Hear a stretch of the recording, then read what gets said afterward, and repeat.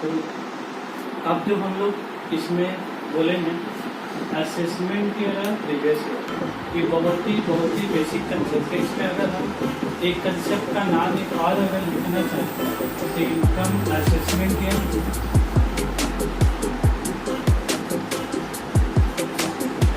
Assessment year, previous year और एक concept तुम्हारा क्या होता है फाइनेंशियल ईयर। और एक साल तुम्हारा होता है और एक साल को हम लोग क्या नाम देते हैं और एक टाइप का ईयर होता है, उसका हम लोग क्या बोलते हैं हमारे कैलेंडर ईयर। ठीक है, तो जब भी याद रखोगे असेसमेंट ईयर और प्रीवियस ईयर का कंसेप्ट जब करने शुरू करोगे ना, तो सबसे पहले क्या समझोगे फाइनेंशियल ईयर और कैलेंडर ईयर। देखो असेसमेंट ईयर समझना बहुत परेशानी का काम नहीं है, प्रीवियस ईयर समझना भी बहुत ज़्यादा परेशानी का काम नहीं है। खाली समझने में तुमको सबसे पहले क्या समझना है फाइनेंशियल ईयर और कैलेंडर ईयर। तो तुम सबसे पहले चीज़ को समझो, कैलेंडर ईयर किसको बोलना है और फाइनेंशियल ईयर किसको बोलना है। सबसे पहले कैलेंडर ईयर लिख दे यहाँ पर। एग्जाम में मसला ऐसा कि ये दो ज़्यादा आता है थ्योरी का। कैलेंडर ईयर का मतलब तुम्हारे क्या होता है, ये कोई भी साल होगा।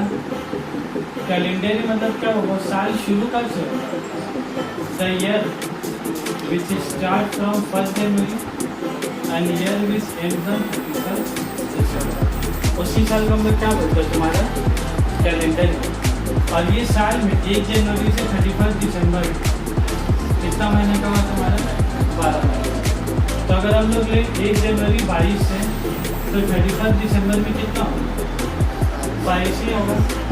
1 जनवरी 22 से 31 दिसंबर 23 में ना होगा, जनवरी भी 22 होगा, 31 दिसंबर भी क्या वो भी 22 होगा।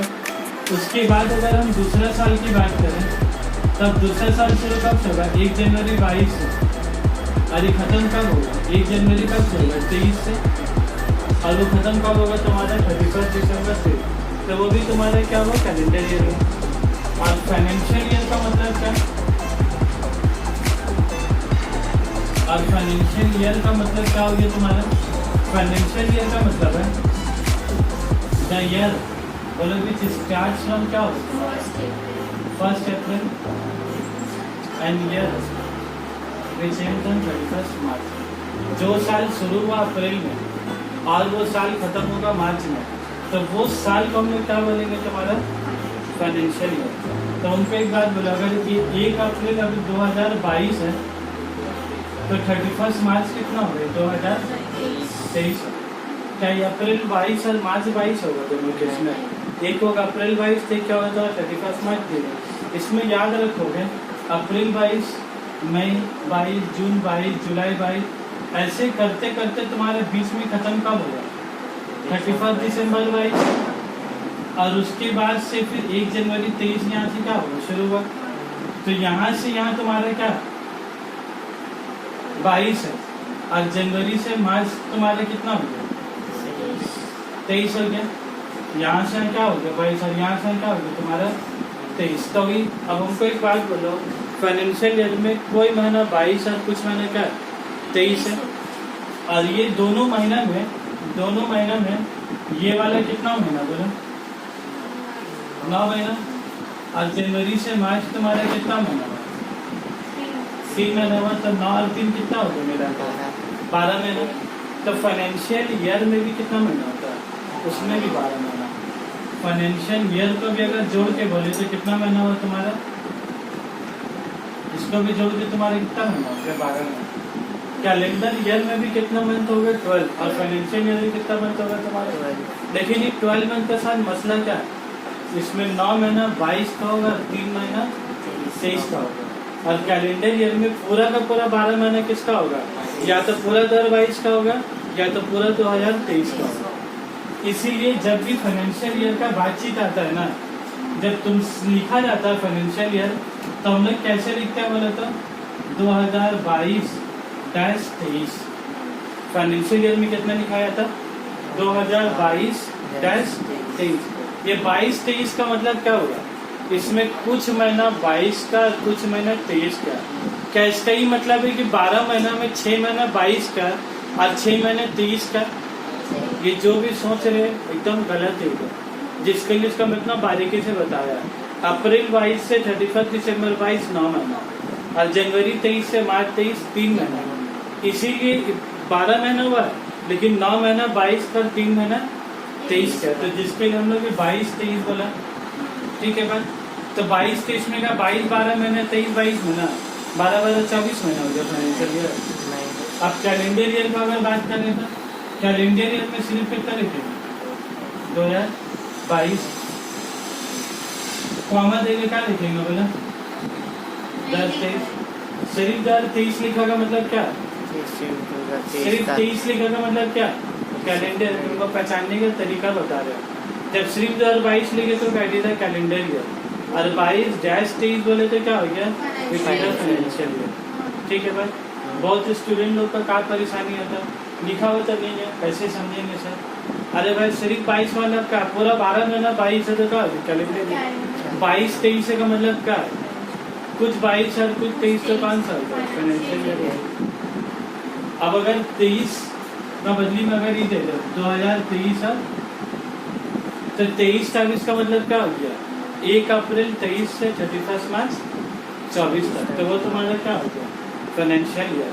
और सिर्फ 2023 लिखे तो तुम्हारा क्या हो गया कैलेंडर ईयर। ये चीज पहले दूर हुआ, किसको लेंगे फाइनेंशियल, किसका लिखेंगे।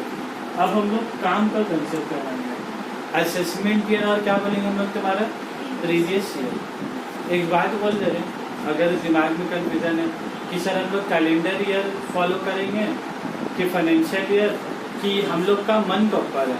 मन का ऊपर मतलब ऐसा घर वाला बोल जा जिंदगी में जो करना कर उसका ऊपर है का। इनकम टैक्स अलग बात, हम लोग बाप माता नहीं बोली तो जा जो करना है कर, और उसके बाद जिंदगी में कुछ नहीं कर सके तो मना किया था मत करने से नहीं पाए, करने टाइम में तो मना नहीं करें, करने टाइम में क्या बोलेंगे करने में, बाद में नहीं कर सकेगा तब बोलेगा उसका। कहे घर वाले इंतजार में बोलने का, तू पहले मना नहीं करेगा करने का, और अगर कर लिए जिंदगी में कुछ तो क्या बोलेगा हम तो बोला था कुछ करेगा लड़का।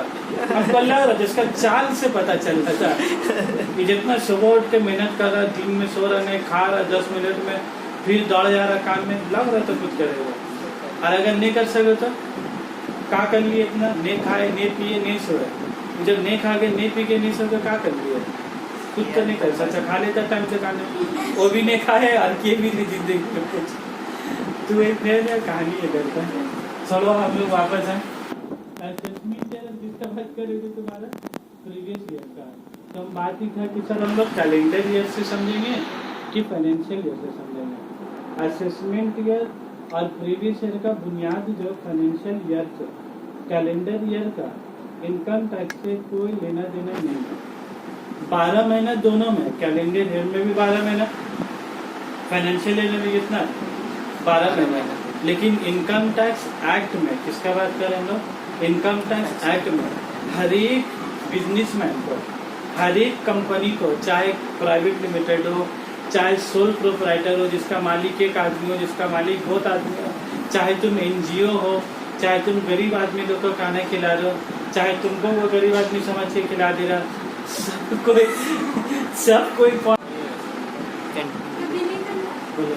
तो बोलना क्या था कि हर एक कंपनी को, हर एक पार्टनरशिप, सोल प्रोप्राइटर, एनजीओ, मान लो कोई फाउंडेशन है, कोई इदारा है, ब्लड डोनेशन कैंप कुछ भी करा रहा है, सबको कौन सा ईयर फॉलो करना है तुम्हारा फाइनेंशियल ईयर। तो एक बात सुनोगे ध्यान से, कहाँ पर ही बताएं बोले तो यहाँ पर ही दिखाओगे तो यहाँ बताना।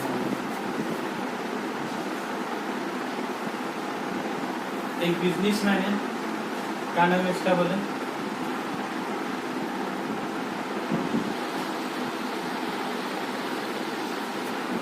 को भी एक तो बोला है वो गरीब 1 अप्रैल 22 का रोज में, 1 अप्रैल 22 का रोज में तो क्या क्या बोलो, न्यूली बिजनेस ओपनिंग किया। 1 अप्रैल 22 का रोज में क्या नया बिजनेस का क्या बोलो ओपनिंग किया, कोई भी चीज का दुकान है, तो इसका साल खत्म कौन सा होगा तुम्हारा 1 अप्रैल 22 से कब साल खत्म होगा बोले बिजनेसमैन का 31 मार्च 22।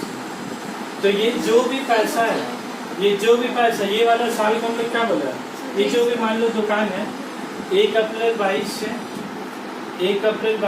31 मार्च 23, ये जो कितना महीने के 12 महीने, तो ये साल का मान लो कोई भी है, अभी जैसा बहुत फेमस चल रहा हुक्का पार्लर, तो खोली मिस्टर तूफान हुक्का पार्लर हुक्का पार्लर का नाम मिस्टर तूफान हुक्का पार्लर दुकान का नाम है।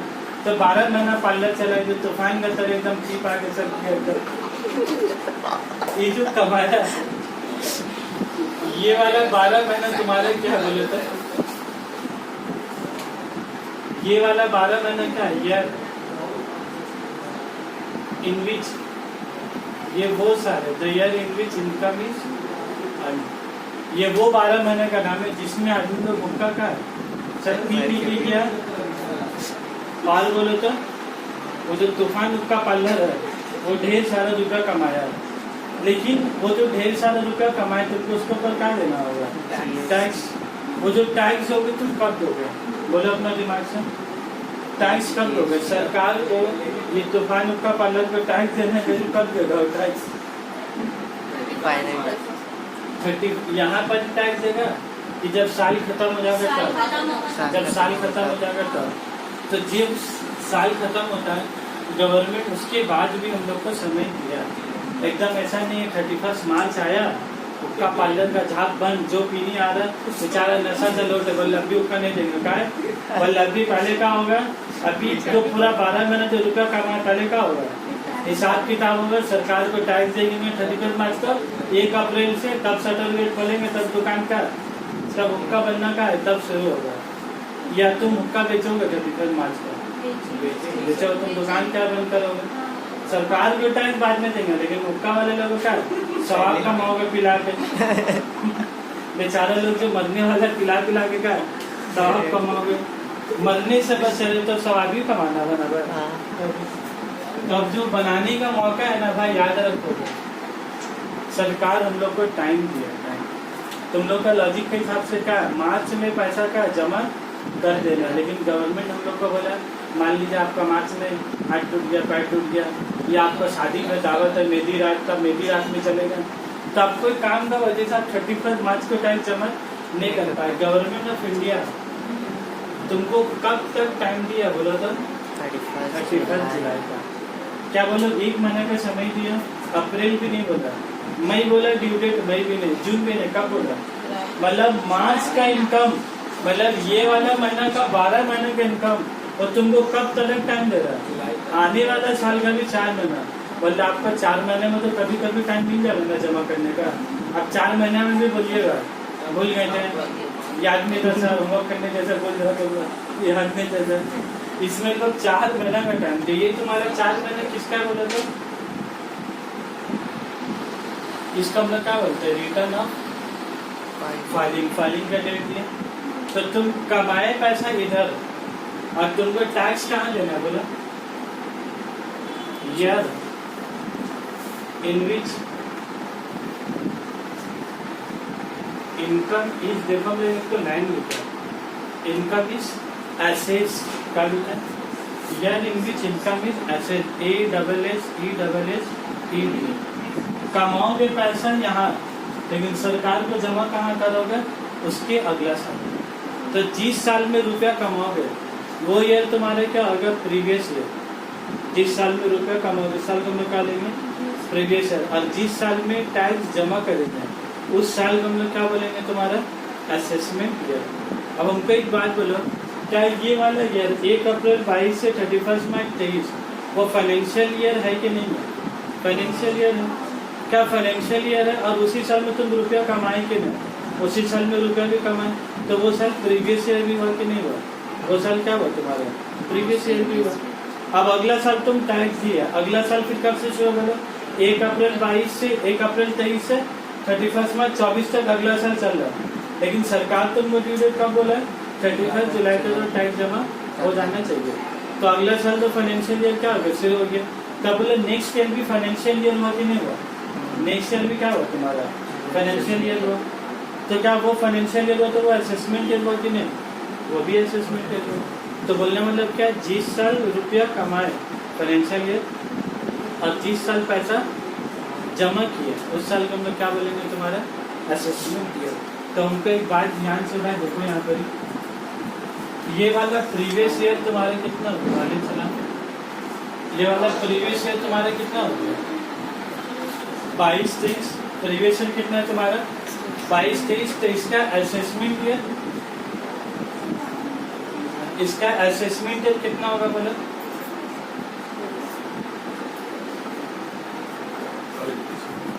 आज कभी टाइम में खत्म करना। असेसमेंट ईयर तुम्हारे कितना हो गया 2023-24। असेसमेंट ईयर तुम्हारा कितना हो गया 23-24।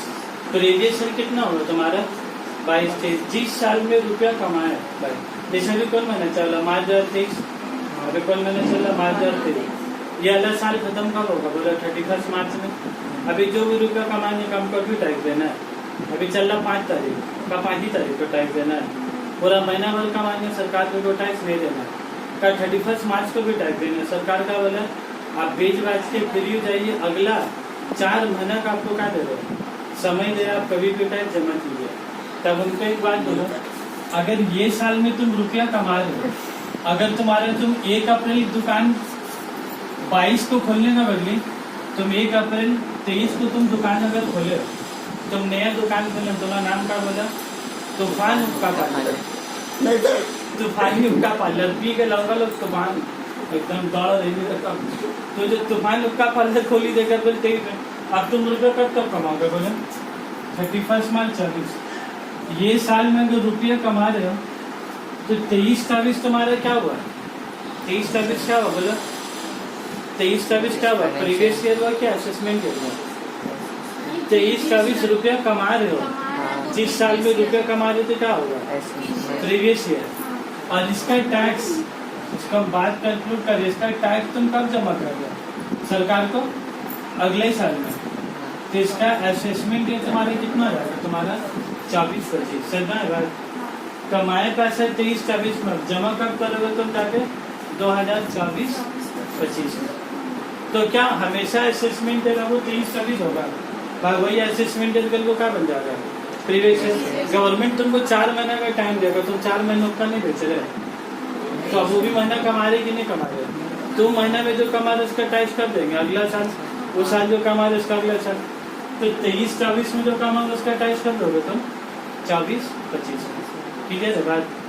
तो हमको एक बात हमको ही पूछना है, ये चाहे 22-23 हो, चाहे 24-23 हो, चाहे 24-25 हो, ये सब साल फाइनेंशियल ईयर है कि नहीं है। तो previous year is also a financial year, assessment is also a financial year. इसमें तो कंफ्यूजन हो गई मत भाई, फाइनेंशियल ईयर तो सभी है, असेसमेंट ईयर भी फाइनेंशियल ईयर है, आप प्रीवियस ईयर क्या है वो भी फाइनेंशियल ईयर है। खाली तुमको क्या देखना है, ये फाइनेंशियल ईयर में तुम रुपया कमाए हो तो रुपया टैक्स किया। अगर ये वाला साल में रुपया कमाए तो प्रीवियस ईयर, अगर ये वाला साल में रुपया जमा कर देगा जाके तो असेसमेंट ईयर। ये बहुत बड़ा कंफ्यूजन में चीज है। और कैलेंडर ईयर हम तुम लोग को क्या बोले, वो तुम लोग को एग्जाम में क्यों लेना देना नहीं है, क्योंकि इनकम टैक्स एक्ट में बोला हुआ कि आप लोग कोई भी जनवरी से दिसंबर साल फॉलो कर ही नहीं सकते हैं। मान लो हम दुकान अपना खोला जनवरी में, अब हम 1 अप्रैल में दुकान खोलने का बदली कब खोला, 1 जनवरी में खोला, तो कब 1 जनवरी 23 में अगर दुकान खोलते हैं नया बिजनेस का तो वह 31 दिसंबर तक चलेगा। अगर नया बिजनेस तुम जनवरी में खोले वो साल का एंड होगा तुम्हारा 31 मार्च में। अभी जैसा 5 मार्च चल रहा है तो 5 मार्च 2023 में दुकान खोले तो वो साल खत्म कब हो जाएगा, 31 मार्च 23 में। क्या हमेशा साल 12 महीना हो तो जरूरी है, बिजनेस कभी भी शुरू हो खत्म कब हो जाएगा, 31 मार्च। मान लो तुम 31 जैसा अभी भी तुम कुछ दुकान का पास से गुजरोगे, मार बलून उलून सका पूरा सजा हुआ, तो अगर वो मार्च में भी कोई दुकान का ये पूरा जो बलून से पूरा सजा हुआ ओपनिंग हुआ 5 मार्च में का, इसका 12 महीना होगा, इसका कितना होगा 25 दिन में, उसका 1 साल का होगा कंप्लीट खत्म हो जाएगा। हाँ 1 अप्रैल से फिर नया साल का होगा शुरू होगा, समझ में। तो इसमें इनकम टैक्स में भी लिखा हुआ है कि अगर कोई बिजनेस अगर ईयर के बीच में कहीं भी शुरू हुआ, 30 सितंबर, 31 अगस्त, 15 सितंबर कभी भी, ये 9 जुलाई कभी भी अगर शुरू हुआ तो जाके ईयर कब खत्म हो जाएगा, ईयर एंड ऑन 31 मार्च। और इसमें एक एक्सेप्शन दिया हुआ है कि अगर कोई परदेशी आदमी है, फेसबुक से किसी को प्यार हो गया और वो रहने वाला आदमी कहाँ का, अमेरिका का है, जापान का, तो बेचारे इधर आया तो थोड़ा प्यार में आया, तुमसे मिला उधर वो जो परदेशी आदमी तुमसे इधर आए मिलने के लिए, फॉरेनर आदमी आ गए और आके इधर बोली वो हिंदुस्तान का आदमी लोग सो हैप्पी, तो कागज कुछ सामान अपना यहाँ इंडिया में बेच के भी गया, प्यार भी करके गया और सामान कुछ बिजनेस भी करके किया। तो यहाँ जो बिजनेस प्यार का बहाने से जो बिजनेस करके गया, अब वो आदमी रुपया कमाए मार्च में, वो आदमी टैक्स कब होगा? मार्च में सरकार का होगा, जिस महीना में रुपया कमाएगा, जिस साल में रुपया कमाएगा उसको उसी साल में टैक्स क्या दे देना। लेकिन ये किसके लिए एप्लीकेबल है? Only to the foreign citizen या फॉरेन इंडिविजुअल के ऊपर। लेकिन हम लोग जो रेसिडेंशियल आदमी होंगे, हम लोग कमाएंगे ये साल और टैक्स कौन साल देंगे? अगला साल। लेकिन बाहर का आदमी आएगा, मान लो जैसे आया केरन पोलार्ड, ये लोग आया अभी खेल के जा गए ये लोग जो भी IPL होगा, केरन पोलार्ड आ रहा है, मिचेल स्टार्क आ रहा है, बॉलिंग करके जा रहा है, 2-5 करोड़ रुपये लेके जा रहा है, तो लोग से टैक्स कब लेंगे? कमाएगा भी, कई लोग टैक्स अपना मुल्क में चले जाएगा तब जाके टैक्स लेने। जब यहाँ से लोग एरोप्लेन में बैठेंगे ना तभी क्या बोलेंगे, सर आपका सब टैक्स क्लियर है, सब फाइल दिखा देगा, तब फिर एरोप्लेन में क्या कस्टम ऑफिसर क्या पूरा फाइल क्लियरेंस देख लेगा, तब जाने का परमिशन क्या तब मिलेगा। लेकिन हम लोग का कंट्री में MS धोनी, विराट कोहली, इन लोग कमाएगा भी टैक्स कब देगा बोला? अगला साल। वो लोग कई साल टैक्स, IPL से भी जो भी कमाओगे लोग कई साल टैक्स नहीं देना, वो लोग देगा अगला साल। लेकिन ये जो केरन पोलार्ड बाहर का जो फॉरेन ओवरसीज प्लेयर, उसमें तो ओवरसीज बोलता है लोग, बाहर से जो लोग को पैसा क्या अभी मार्च में खेलेगा तो क्या मार्च में पैसा देनी होगा, ही नहीं बोलेगा जुलाई में आते हैं ना सर जुलाई में देंगे, तो बेटा जो जाएगा फिर आ गए तो खोजते रहेगा उसका। ठीक है बात। तो असेसमेंट के प्रीवियस ईयर और हम लोग का डायरेक्ट टैक्स और इनडायरेक्ट टैक्स सब क्लियर है। ठीक है, अब मिलेंगे।